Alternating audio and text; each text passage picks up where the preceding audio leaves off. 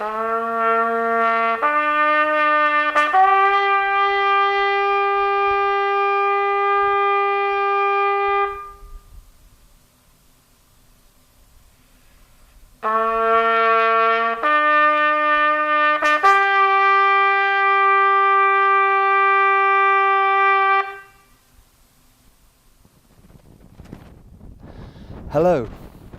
it's a summer solstice, and I've come to greet the dawn at one of the highest points in Thuringia. This is the Schneekopf near the Große Beerburg, in the middle of the Thuringian forest, at an elevation of 978 metres. There's nobody else around, so I'll play my trumpet again to call the sun overhead.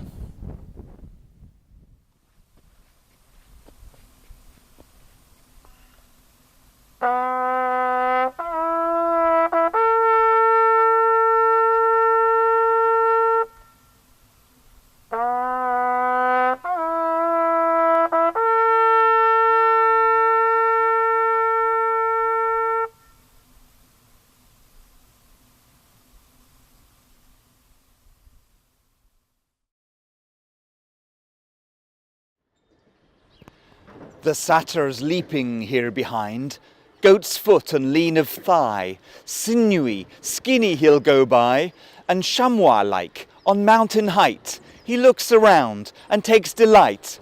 He's alive in the free air, mocks at man, child, woman there, who deep in the valley's damp flue, think causally they're living too, while still pure and undisturbed, to him alone is the upper world.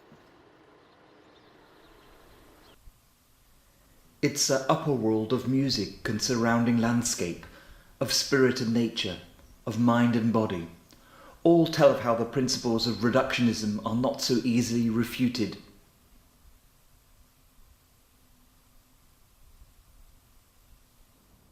The Weimar identity thesis, when arguing for an analogous correlation between mind and nature based upon its idealist ontology, does not advance a hierarchical relationship between the two. This contrasts with almost all realist-based empirical theories which describe a relationship of supervenience, whereby one thing is dependent on the other. After all, as the realists point out, experience shows that the brain can exist without the mind, even though it may be in a non-conscious vegetative state. But the mind cannot exist without the brain. It's not a symmetrical arrangement. It's a perennial dilemma of tiered or equivalent, governed or accumulative, necessary or contingent.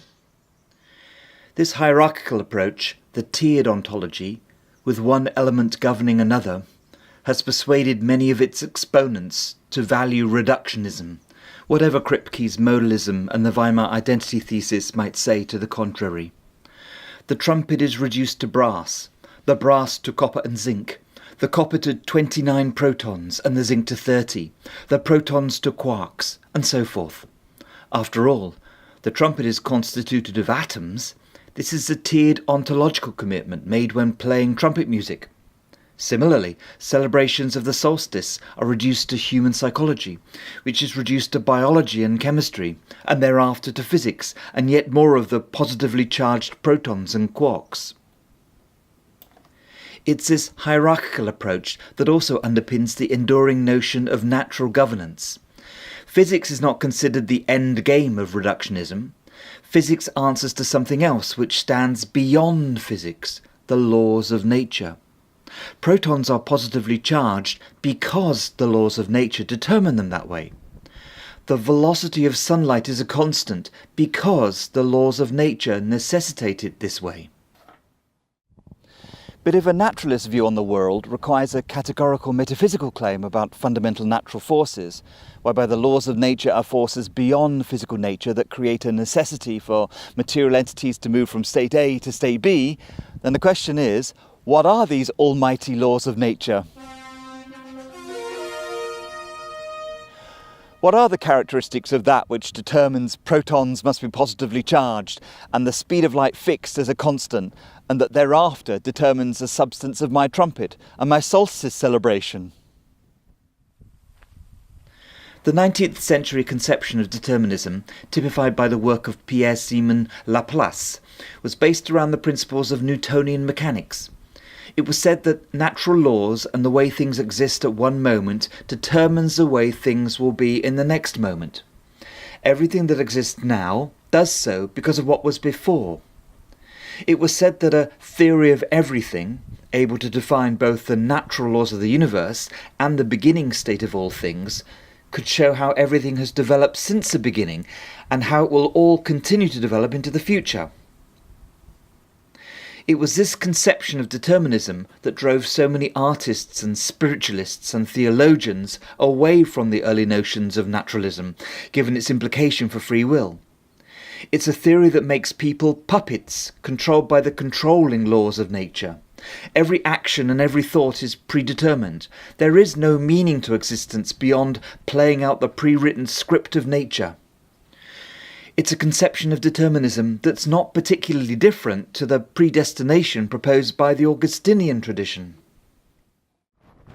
Indeed, the two paradigms have a lot in common. Both explain the universe as determined by an absolute authority. They share the view that something has to be controlling things completely and unequivocally, and that this something, whether it's God controlling the cosmos or whether it's nature, while stripping human agency of free will, is able to provide a reassurance that the cosmos is not a random arbitrariness. At least there's purpose behind the madness.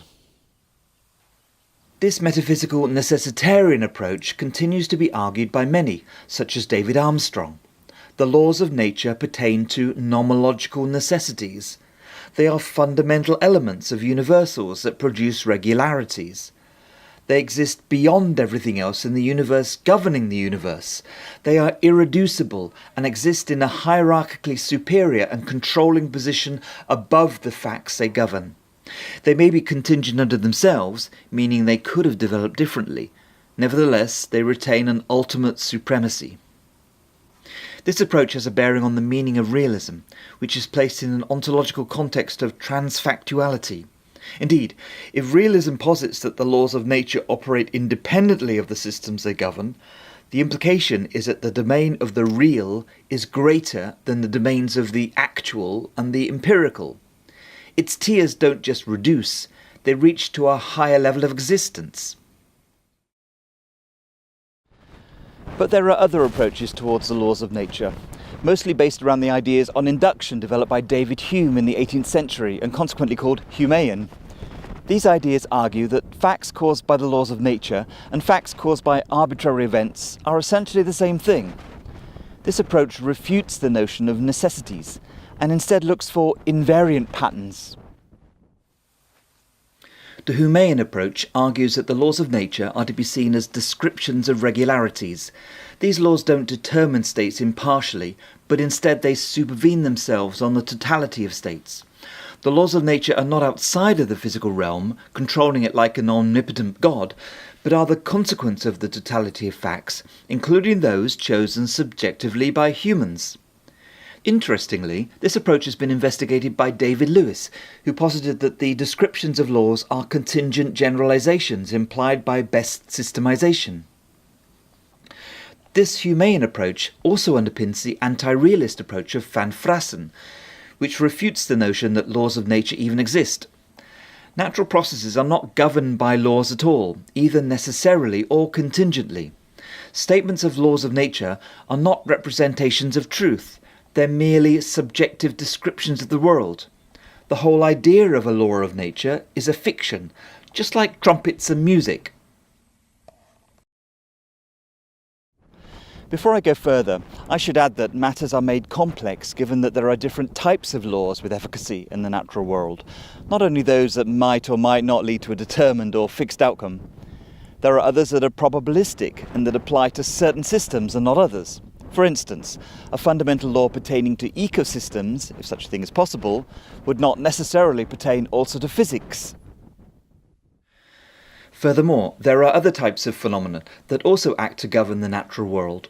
For instance, the principle of natural selection, which states that a creature with greater evolutionary fitness is more likely to reproduce than a less fit creature, is based on statistical probability and is therefore a logical necessity. If I roll a fair dice, the outcome will either be 100% head or 100% tail. If I roll it 100 times, it's very unlikely to be 100% head or 100% tail. The greater the sample, the more likely the average result will approximate to the statistical probability, in this case 50%. And so it is with natural selection. If a particular creature of a particular species is subject to a genetic mutation in its cells, which acts in favour of evolutionary fitness, it's hit or miss, heads or tails, whether this will affect the creature in any substantive way, because there are so many other factors involved. It might be eaten by another animal, whether it has this gene or not. However, if the new gene becomes multiplied in many creatures of this species, then, despite the many other factors, it will make a difference as a result of this statistical bias. It might mean that 501 out of 1,000 such creatures survive, whereas it would otherwise have been 500, which in turn means the gene is more likely than not to be passed to subsequent generations. However, whatever the type of law, the question of its role in the hierarchy of efficacy still remains.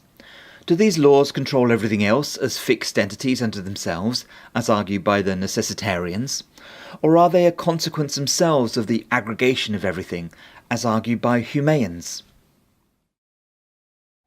I've taken a little detour to the nearby town of Suhl, in the shadow of the Große Beerburg, metaphorically speaking at least. I haven't seen any more trumpet players here, but I know the town has been involved with iron mining and metal processing for centuries. Its coat of arms from 1365 included 2 hammers. There was a particular focus on gunsmithing and armouring. The town was a major producer of cannons and swords during the 30 Years' War and was burned to the ground as a result. But there's still firearms manufacturing here today. Given I'm considering matters of force, it seems appropriate I've come to the Weapons Museum, set in this beautiful half-timbered house here at the centre of the town, to see its large collection of hunting rifles, shotguns and pistols from the past 5 centuries. Contingent or otherwise, I wouldn't want to consider the outcome of standing at the wrong end of one of these weapons, but I do want to consider the approach of both the Necessitarian and Humean theories as regards determinism. The critical question is whether the laws of nature require events to behave in a prescribed, non-arbitrary way. It's a difficult question to address because empirical evidence cannot justify either side for reasons of underdetermination. It will be necessary to know everything to know the ontology of necessity. Accordingly, both Necessitarian and Humean perspectives can be interpreted either way. I have a slide to demonstrate this. If the transfactuality of the Necessitarian approach is coupled with the notion of a determinate nomology, then all facts are governed by the transfactual laws of nature and reduced to the lowest levels, meaning the realm of physics. The laws of physics are taken to be the determinate laws of nature, and human agency is mere subjective illusion. In contrast, if the Necessitarian approach is coupled with the notion of an indeterminate nomology, then the scope and nature of possible outcomes is governed by transfactual laws of nature. In musical terms, the first option will be akin to saying a B-flat is required absolutely, while the second option would mean either B-flat or A-sharp are required absolutely, but the choice between the two is not determined by the laws of nature. God does allow some leeway to choose between the goodness of B-flat and the evil of A-sharp. Let me try to explain this second option further. Imagine that a nomological necessity, which is governed by the laws of nature, determines that there are 3 possible outcomes to a particular situation. If outcome 2 turns out to be impossible, or if an outcome 4 turns out to be possible, then the existence of the 3 possible outcomes would no longer be a nomological necessity. It's only a necessity governed by the laws of nature when, according to those laws, outcome 1 is dependent upon outcomes 2 and 3 being contingent possibilities. If I say that the laws of nature are restricting the alternatives necessarily to these 3 outcomes, then whichever outcome occurs arbitrarily, the outcome would still be deterministic. In other words, it would be arbitrary that outcome 1 happens rather than outcome 2 or 3, but a necessity that there are 3 options. This corresponds to Kripke's model of possible worlds, associating his notion of rigid designation with the notion of nomological necessity. but not to the extent of making claims pertaining to which of the contingent worlds will turn out to be the actual world. Returning to my slide, if the aggregate of the Humean perspective is coupled with the notion of a determinate nomology, then all facts are governed by aggregated laws of nature. If it's coupled with the notion of an indeterminate nomology, then the scope and nature of possible outcomes is by aggregated laws of nature. The non-reductionism of this approach implies a complex interaction of causal interchange between systems, whereby human agency has efficacy to impact these systems. In musical terms, the first option will be akin to saying the possibility between a B-flat or A-sharp is required absolutely, while the second option would mean either B-flat or A-sharp are required on account of factors. Given the inevitability of the subjective choice between these four alternatives, determinism based on aggregate and indeterminism based on transfactuality both seem to be problematic. They possess a contradiction in terms. But the option of determinism based on transfactuality, which is probably the favoured choice among realists, is easily discredited by its heritage of medieval supernaturalism. Which leaves only the anti-realist position and an indeterminism governed by aggregated laws of nature. Indeed, this alternative seems very reasonable from a musical standpoint too. To believe that E-flat or D-sharp is needed according to prevailing factors seems reasonable. It approximates to music and a universe based on dignity and integrity. People are beginning to arrive at the Schneekopf now. It's a popular spot, so I should keep the noise down. But I'll finish with a few more notes so as to embolden the sun to rise to its highest point in the sky later in the day.